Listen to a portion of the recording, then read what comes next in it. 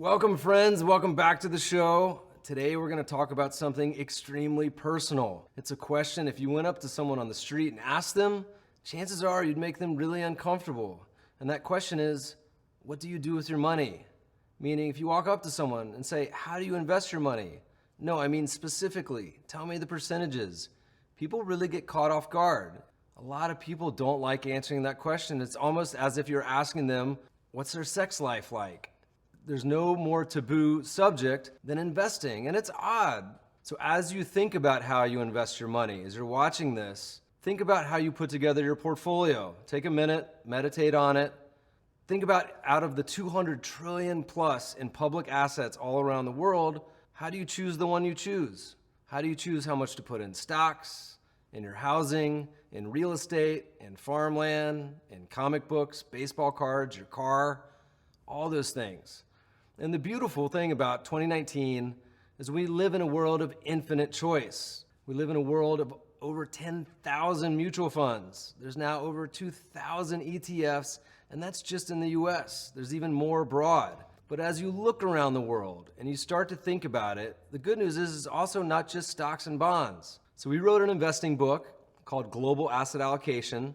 It's short and it's free. You can download it on CambryInvestments.com. And it's one of my favorite investing books. And in that, we started with a question. And the question was, what is the best way to build your portfolio, to put together an asset allocation? We often hear so much in the media, a lot of these gurus that recommend this is how you should invest your money. And the question I asked, being a quant, as I said, let's look back in history.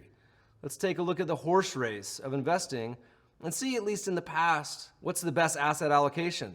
Which ones work best and why? What periods did it work? What periods did it not work? So we started out with a quiver of different asset classes, probably about a dozen.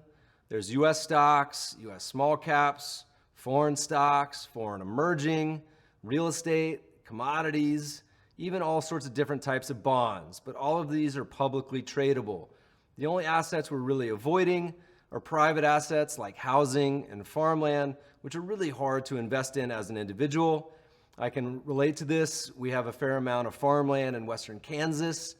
I often say it has about the same yield as treasuries with none of the certainty. So not a particularly good asset class, but one I love, and then over time has done well. But it's not one you can really allocate to as a public investor through public funds. So looking at this landscape, how do all these gurus recommend mixing these assets together to come up with the best portfolio?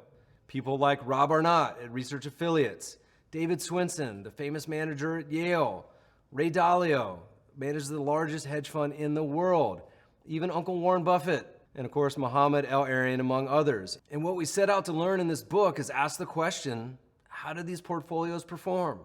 In the book, we actually got pretty granular. We break out the allocations into very small subsets like tips, emerging market stocks, but here for a second, I'll describe them in broad terms of the three main asset classes. Stocks, and that means global, US and foreign and emerging. Bonds, all the different type of bonds, corporate bonds, treasury bonds, foreign bonds, and real assets, and that means real estate and commodities. And if you look, we did 20 allocations in the book, and they were hugely different. Some of them said you should only put 30% in stocks. Some, like Warren Buffett famously said 90%. Some said you should have half your money in bonds. Others, like El-Erian, said only 17%. Some said you should put nothing in real assets, while others said you should put a lot. And one would expect with these massively different allocations, massively different returns. And we'll talk about a few of the portfolios. We have the All Seasons portfolio, which is actually Tony Robbins writing about Ray Dalio's portfolio, which for those that are familiar is a risk parity style allocation, which is very similar to the permanent portfolio of Harry Brown of decades ago. There's also what we would call the global market portfolio. And the global market portfolio is what happens if you just went out and bought the world of every single public asset in the entire world. And what that looks like is roughly about half in stocks, half in bonds, and of that, about half in the US, half in non-US bonds. There's one asset allocation that's even 2,000 years old, the Talmud, where it says you should put a third essentially in real estate, a third in business, we call that stocks, and a third on reserve, which we call bonds. 2,000 years old. How does it do? And lastly, there's some under the category of endowment style returns for both David Swinson, Mohammed El-Arian, who used to run Harvard, and PIMCO. These are very equity heavy like portfolios. You compare all these, you would expect massively different performance. So how did they do? One of the things is you guys don't have to take my word for it, okay? There's a lot of publicly available asset allocation back testers.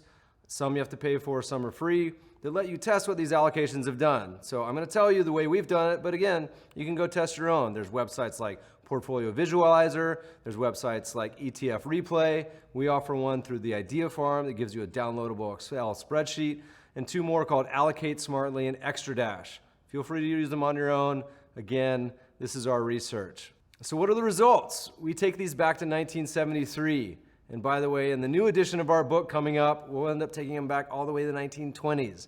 But really, this is the modern era of floating currencies since the 70s, which is a pretty good indication of a lot of different market styles and regimes.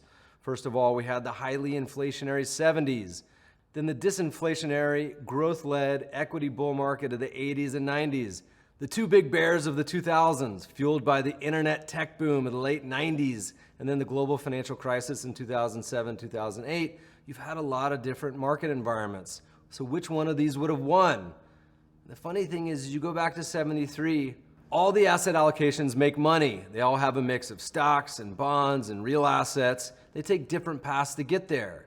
And it's funny, if you look at the 70s, you learn that that was a really hard time to invest.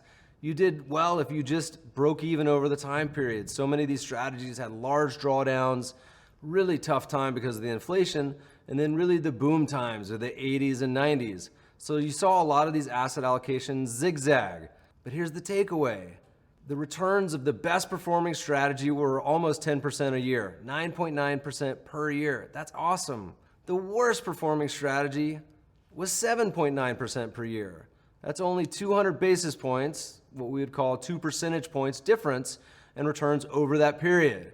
But let's play a little game. That sounds like a lot, but let's go back in time. You've heard me reference movies in a couple of the other episodes we've done. We've talked about Die Hard. We've talked about Dumb and Dumber. Now let's talk about Back to the Future. I'm going to give you a special power, and I'm going to let you go back to 1973, and I'm going to give you the ability to pick the single best asset allocation strategy for this entire period. How much would you pay for that? Probably a lot. How much would PIMCO pay for that? Probably billions. But let's go back and see what that would have done. But like any genie, I'm giving you one caveat. The caveat is you have to implement this with the average mutual fund fee of today. That's 1.25% per year.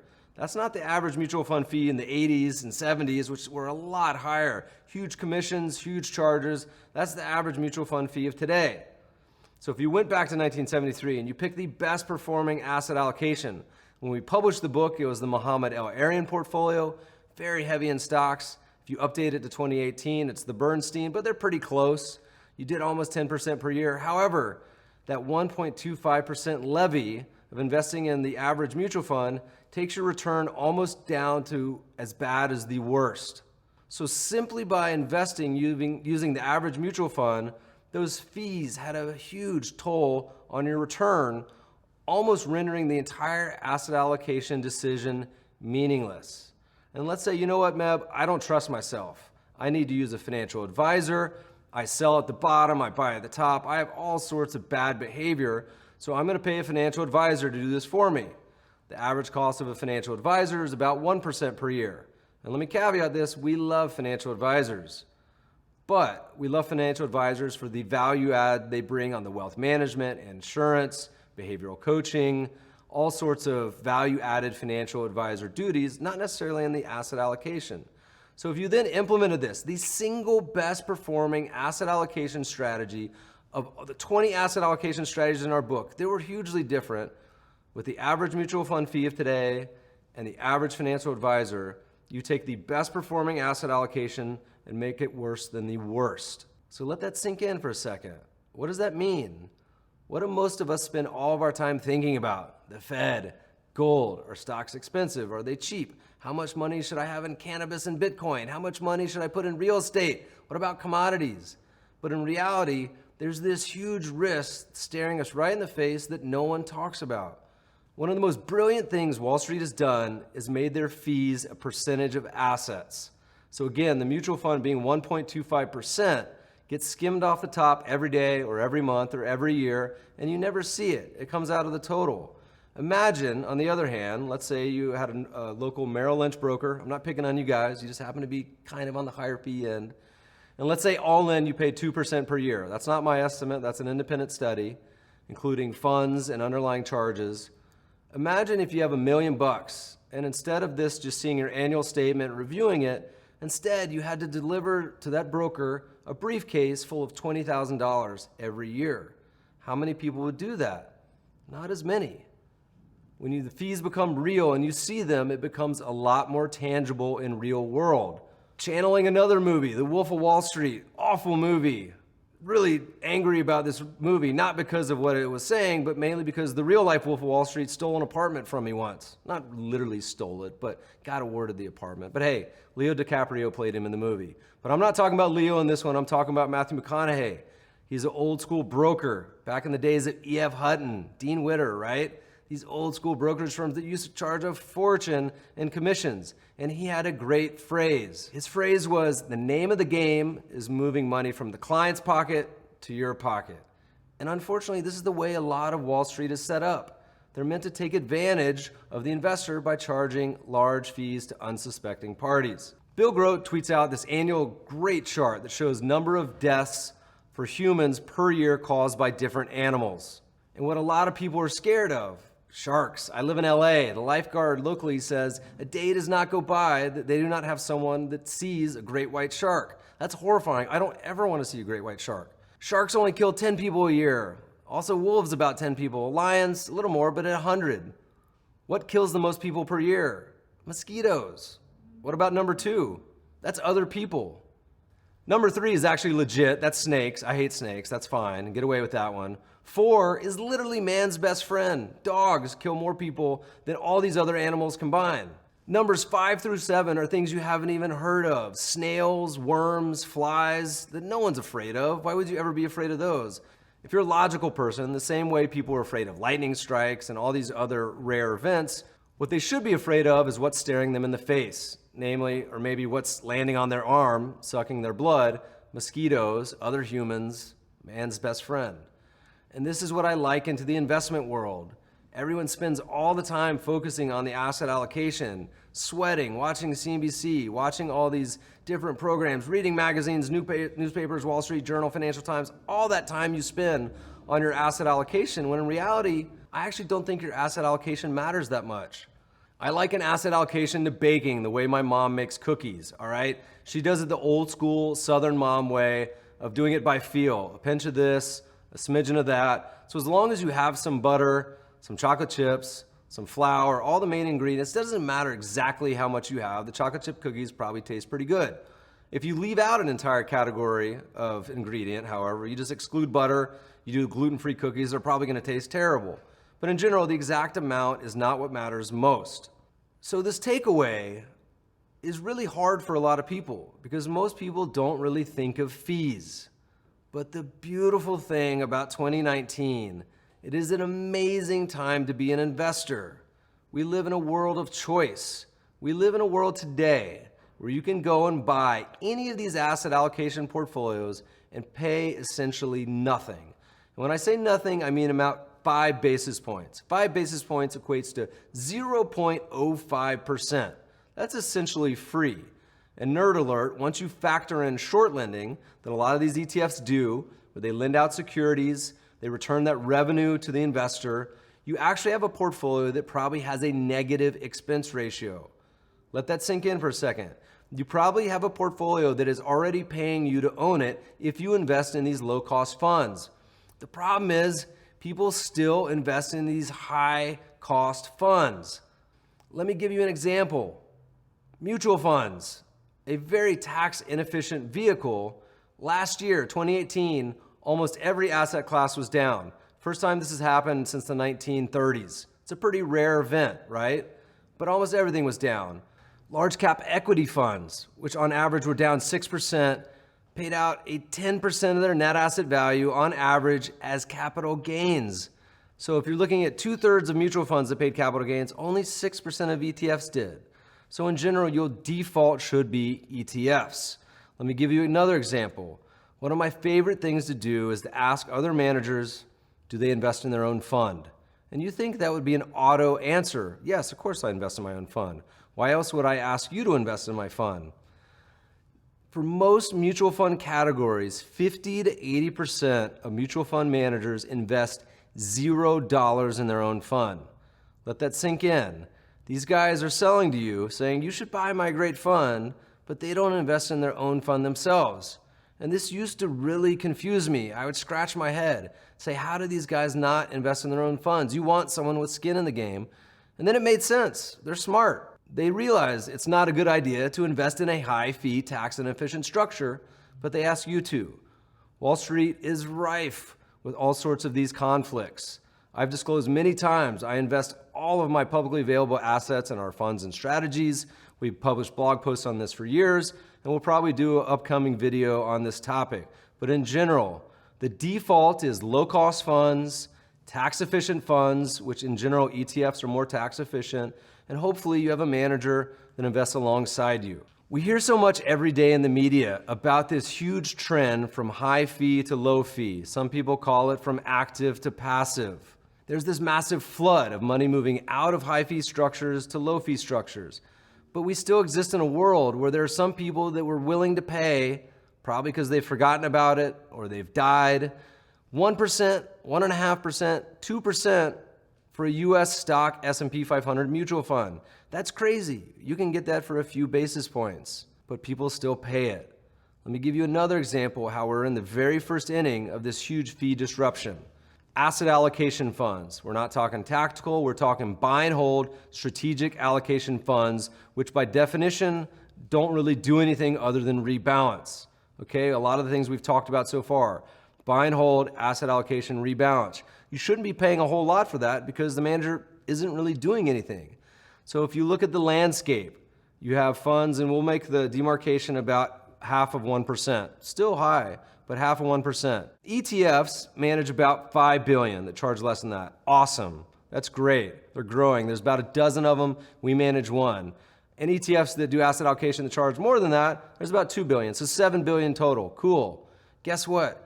There is well over $1 trillion in mutual funds that do asset allocation, that are tax inefficient, that charge more than 0.5% per year. Now, some people would say this is a tax on people being lazy or unaware. Some other people would say it's fund companies being predatory. But in general, it's on you as the consumer to not pay these high fees. There's no reason to. As an investor, in a world where you don't have to pay high fees, people still do. In a world where you can buy an asset allocation portfolio for buy and hold for $0, is there any reason to pay more? So let's talk about the hardest part of all this, implementation. In one of our very first videos, if you haven't seen it, we talk about a very simple stock formula that projects 10-year future returns for the stock market. And it's super simple. It only has 3 inputs. John Bogle was talking about this way back in the 90s, and it gives you a very good indication of future stock returns. Simple. People really don't use it. Let me give you another really simple formula. I lied in an earlier video saying we're only going to talk about one formula. Okay, here's another one. This is the formula for weight loss. Before I anger everyone, it's a pretty simple formula. Calories consumed, calories burned. I understand there's a million variants, people have different genetics, you're keto, yada yada, whatever. But in general, if you consume 500 calories a day, you're probably gonna lose weight. If you consume 20,000 a day, you're probably gonna gain weight. It's not that complicated. How massive is the weight loss, fitness, dieting industry? Bazillions. Think of all the books. Think about how much people make, not just on books, on diets, on gyms, on food, everything around that ecosystem. But it's a really simple formula. Exercise more, eat less, and in general, you'll end up in a better place. But why is it so hard to comply with? It's because we're human. We have these genetics that have built us to run away from the lion on the savannah, not run towards him. And so the challenge that most humans have with complying with diet also applies to investing. We have so many behavioral biases. This is why I'm a quant. I have all of them. I take too much risk. I'm too emotional. And this applies to emotions as well as we think about investing. And here's a crystal clear example. We talk about sentiment, how people feel about investing. Go back in a survey to the 1980s. There's an association of individual investors called AAII.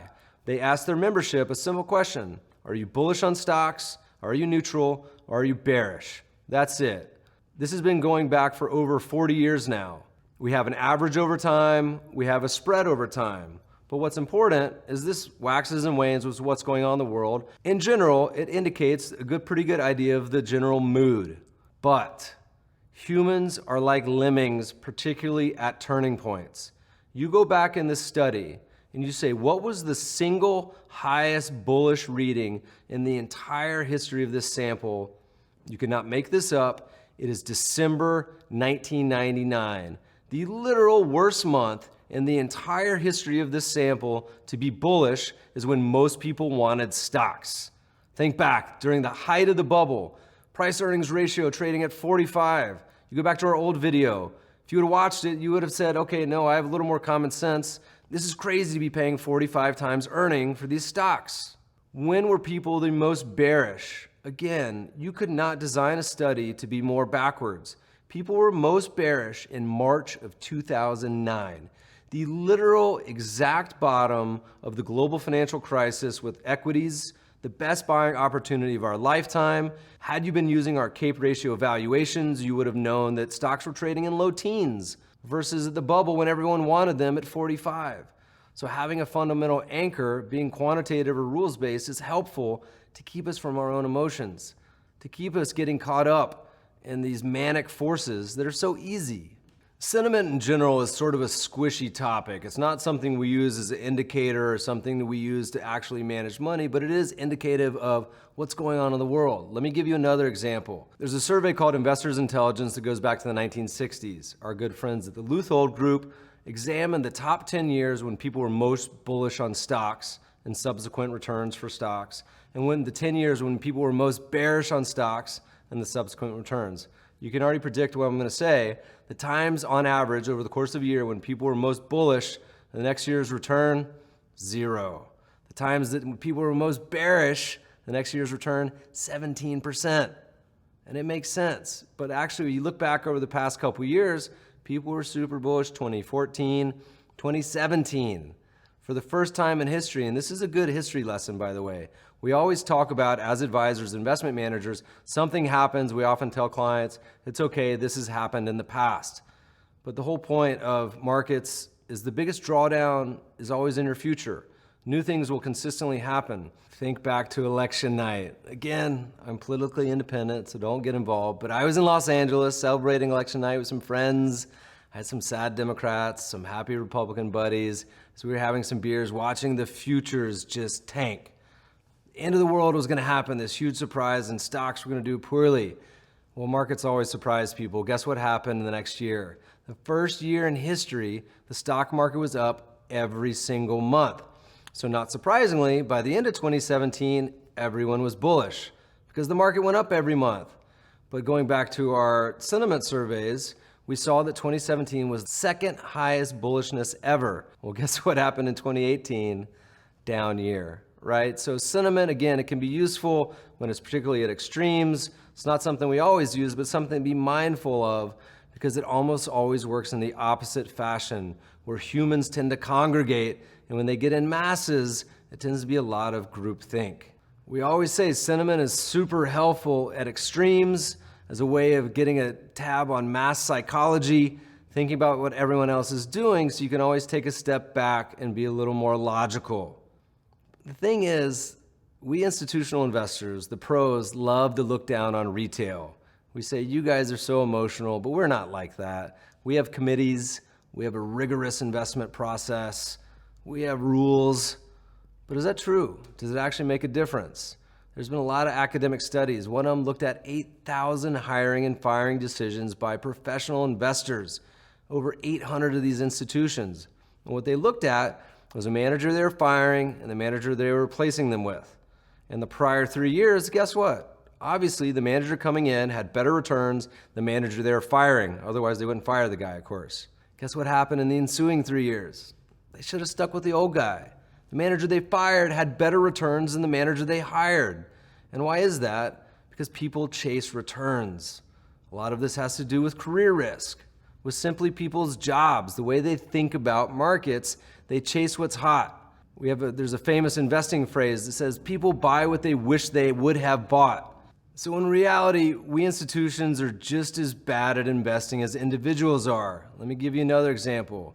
There was a big survey of a lot of the biggest institutions all around the world, and they asked them a very simple question. How long underperformance would you tolerate before you would fire a manager? 99% said 2 to 3 years. Every single one of those people should be fired. That is one of the most fundamental misunderstandings of how the investment process works. It's embarrassing. People used to ask me, they say, Meb, how long should I give an investing strategy or an asset class or a manager before I know that it works or before I should think about firing them? I used to say 10 years.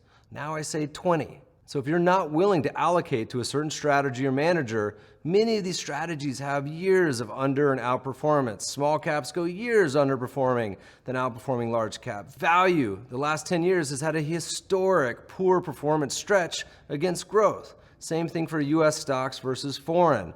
But in general, those things tend to oscillate. Let me give you another example, a beautiful asset allocation strategy like we talked about earlier, investing in the global market portfolio. Wonderful strategy, invest in all the securities around the world. Has gone many periods versus the S&P 500 where it underperformed 6 years in a row. We've just completed the longest stretch in history, 7 years of underperformance versus the S&P for a beautiful asset allocation strategy. Makes it hard to be an investor, makes it hard to be an advisor. Probably a lot of advisors last summer, probably again this year, saying, why do we own anything other than US stocks? So what's my general advice? I'm gonna channel the dude in the Big Lebowski. Just chill out, all right? Whatever way you relax, could be music, chamomile tea, wine, or a joint. I don't care. Once you make an allocation, just chill out. Let me go back to the example when we talked about asset allocation earlier. We talked about 20 different asset allocation strategies, hugely different, totally different allocations. And remember, over a 45-year plus period, there was only a 2% difference between the best performing and the worst. This is why people behave so badly. The difference between the best and the worst average per year, however, was 18%. So in the short term, people see these huge differences and they want to make changes and they go in and out and they behave poorly, when in reality, over the long time horizon, it really doesn't matter. We've done this thing over the past few years, what I call office hours, where I open up my calendar and I say, I'll have a 30-minute chat with any investor in the world. And we've done hundreds, if not 1,000 of these at this point. I talk to investors from all walks of life. Americans, people from all over the world, some of the biggest institutions out there, all the way down to young people looking for their first job. And it's funny because everyone thinks they have vastly different concerns. Everyone thinks their specific situation is totally unique. But in reality, they're often quite the same. Let me walk you through a few conclusions from these 1,000-odd phone calls we've done, because they end up having similar concerns and similar takeaways. First takeaway. Almost everyone we talk to has what we call their portfolio as an investment salad. This is my friend Josh Brown coined the term as far as I know. You look at their portfolio and it's this random assortment of holdings they've added over the years with no real rhyme or reason or plan as to why they hold them. It looks like this just big nasty bowl of soup of investments they've cobbled together over the years. It's almost like your aunt or your father who's the hoarder. You go into their closet and they just have all this junk. That's what most people's portfolios look like. And you ask them why, and they say, well, you know, I got this, I'm gonna buy this, I'm gonna wait till I sell it, all these nonsensical reasons. Because once you buy something, often the behavioral research shows you become emotionally wedded to it. So people, once they've bought that GE or that mutual fund, they have a different criteria for selling it than if they never owned it in the first place. What we often tell people is they should start with what we call the zero budget portfolio. This phrase is coined from a private equity group in Brazil called 3G. They work with Buffett as well as others. So they don't have the best look right now because the Heinz deal is done poorly. But they have this concept of zero budgeting where they talk to companies and each year, instead of just renewing all your old expenses, they say, we're going to start with a clean slate. and we're going to add expenses in and justify them each year. This is actually a pretty useful personal finance tool. You say, would you add that $3,000 worth of DirecTV? Would you add all these expenses? And chances are the answer would probably be no. So we often tell people they should do this with their own portfolio. We call it the zero budget portfolio. Take out a blank piece of paper, write down your ideal portfolio. If it looks like your current portfolio, great. It never does though. And then if it doesn't, that's a problem. And so these people have these cobbled together portfolios. Doesn't matter if you're a pro or an individual. Here's a great stat for you. The average financial advisor who's been in business for 20 years owns across his clients how many mutual funds do you think? The answer is 200 to 300. 200 to 300. Why do they own so many funds? You couldn't name all the funds. It's because someone comes in, they sell them the shiny new fund. Hey, this thematic. Look at this. This fund is about electronics.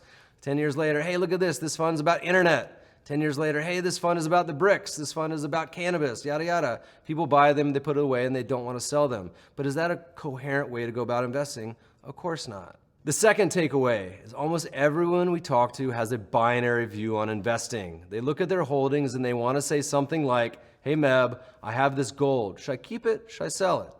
And they want to think in terms of good or bad, and that's often because they want to gamble. All right? Or they just don't want to know what exactly to do. They want someone to tell them what to do, and that's a challenge. We often tell people, look, if you're not comfortable with this is a very technical term, just go halvesies. Sell a little bit of it, get to the point where you feel comfortable, but you don't have to think in terms of absolutes. Third, most people harbor a secret desire to complicate the process. We live in a world where you can go buy one fund that gives you access to the entire planet for near free. It's tax efficient and you could go on with your life. How many people do that? No one does that. Again, going back to the ETF example before, about $7 billion worth of people do, but that's compared to $1 trillion in vastly more expensive, vastly more tax inefficient funds. So why doesn't everyone sell those old funds and buy the new ones? Good question. People like complication. The reason most people don't buy a single fund is they look at their portfolio. What financial advisor is going to show their client, look, we own one fund for you, we're done. The clients say, what do I pay you for? I can just buy one fund. But again, in many cases, it's a fiduciary thing to do. It makes no sense to hold 10, 20, 200 to 300 funds just to make something complicated that doesn't have to be complicated. Lastly, all of the problems we mentioned before, all of these three problems persist. We're talking you own an investment salad, you have a binary view on investing, and you want to complicate the process and are exacerbated by the fact you do not have a written investment plan. And I'm looking at you, how do I know that you don't have an investment plan? We've done poll after poll, and the vast majority of people never have a written investment plan. And if you don't have a plan, again, going back to dieting or any other thing that involves human emotion, if you're just gonna wing it, it never works out. Because if you have an investment plan, particularly if you share it with someone, your spouse, your neighbor, your children, your grandparents, it also makes you accountable. But people don't want to be accountable. Going back to the very beginning of this, remember, money and investing is a taboo topic. People don't want to talk about how much money they have. They don't want to talk about how they invest. They don't want to look stupid. They don't want to feel bad about doing something really dumb, and so they don't talk about it, which makes it worse. So having a written investing plan, it doesn't have to be complicated. Your written investing plan literally could be, I'm going to buy the global market portfolio and rebalance once a year. That's it, one-liner. It could be 20 pages. I just reviewed one the other day that was beautiful, and it was about 20 pages. Took into account every scenario. So the challenge is most people wing it and they play it by ear. Going back to talk about the sentiment, remember why that's such a bad idea. When was everyone bullish? The exact peak of the market, 1999, again in 2017. When was everyone bearish? If you had an investment plan that said, hey, look, I'll rebalance, I'll target more value, I'll do this and I'll do that, then you have at least a framework. And at least you have a guide. As opposed to that, you're flying blind. So let's review what we've talked about in this episode so far. First of all, it's never been a better time to be an investor. You can buy a low-cost ETF. We highly recommend using any of the automated services. The big three are Vanguard, Schwab, Betterment. Having an automated portfolio that just works on autopilot really changes the way people think from investing to savings. It whirs in the background, and it frees up that time you can now spend going to play golf, hanging out with your family, doing things you love to do. We talked about how it makes sense to diversify. Any asset class can lose 50, 80% of your money, so buying a bunch of them, letting them zig and zag is a smart way to invest. We always say the starting point for investors should always be the global market portfolio. This is the global index starting point if you were to go out and buy the entire world of investable assets. It gives you a beautiful allocation of both stocks, bonds, real assets, both in the US and abroad. You can then deviate from that and take tilts. You can over-rebalance to things like value. You can calibrate it towards other ideas, but that's always a great starting point for a lot of people that don't know where to begin. We often said it's important to break the market cap link. We prefer value. We haven't talked yet about momentum and trend, but we'll get there one of these days. Lastly, you need to have an investment plan. If you take away anything from this episode, go home, write it down, leave it in the comments. Say, hey, Meb, I did this. So we know that people are actually trying to do this. If you have trouble saying, I need a template, Morningstar has a lot. You can do some searches, Morningstar investment plan. You'll come up with some good ideas there as a way to begin. Lastly, if you're an advisor listening to this and you've heard a lot of these takeaways, you say, well, man, this is tough. We live in a free world of investing. How do I add value? Well, that's what you're supposed to be getting paid for. You think about all the other things you can do, whether it's insurance, whether it's true wealth management, about estates and taxes, actually helping with the behavioral coaching, dealing with a lot of things we are really time spent or prospecting for new clients or playing golf. But the basic asset allocation should almost be put on autopilot because at this point, the definition of a commodity is something that you can't charge for. And we're living in this world where investing is free. So we're going to end this segment with a quote I've had on the blog since the beginning. It was in one of our books. It's from Mallory, the old mountain climber. And he says, "Enjoy is, after all, the end of life. We do not live to eat and make money. We eat and make money to be able to live. That's what life means and what life is for." Don't get caught up stressing about your asset allocation. Invest in a low-cost portfolio of ETFs, put it on autopilot, be wary of taxes, and move on with your life. Thanks for listening, friends, and good investing.